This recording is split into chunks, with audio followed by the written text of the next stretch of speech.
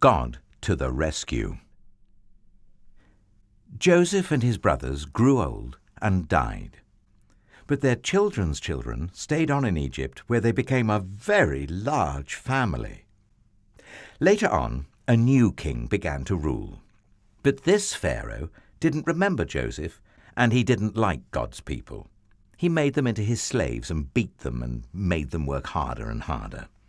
God's people cried out to God to rescue them, and God heard them.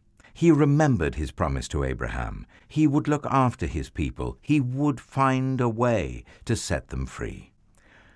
One day, Moses was looking after sheep when something caught his eye. A bush was behaving very oddly.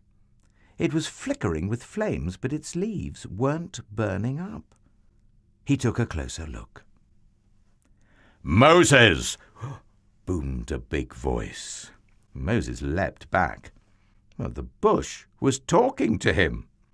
"I have heard my people's cries," God said. "I have seen their tears. So I have come down to rescue them. Go to Pharaoh and tell him to let my people go free." Moses was afraid, but God said, "I will be with you." So Moses went to Pharaoh. "Pharaoh," Moses began, "God says—" "God?" said Pharaoh. "Never heard of him." Moses kept going. "God says, let his people go free." "Why should I?" Pharaoh said. "Don't want to, won't." So he didn't. So God gave Pharaoh 10 warnings, called plagues. First, God turned the river Nile into blood. No one could drink the water.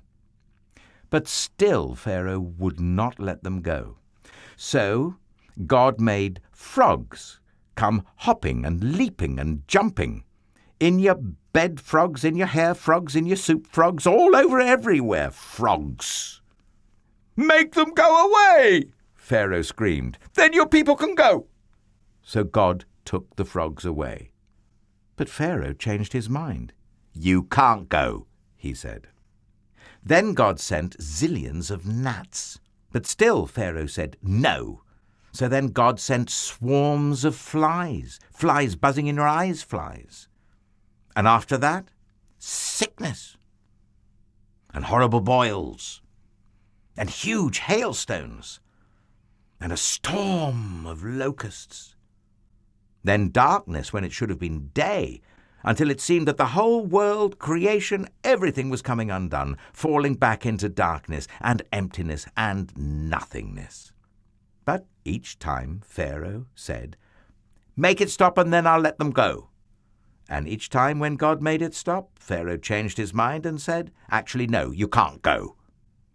Well, finally Moses warned Pharaoh, "Obey God, or he will have to send the worst thing of all."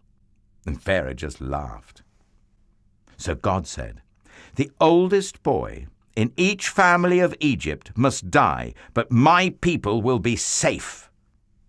God told his people to take their best lamb, to kill it, and to put some of its blood on their front doors. "When God passes over your house," Moses explained, "God will see the blood and know that the lamb died instead of you." That night, it was just as God had said. Suddenly, piercing the darkness, echoing down the corridors of the palace, came a blood-curdling scream. Pharaoh's oldest son had died. At last, Pharaoh did what God said. "Get out!" Pharaoh shouted. "Just go!"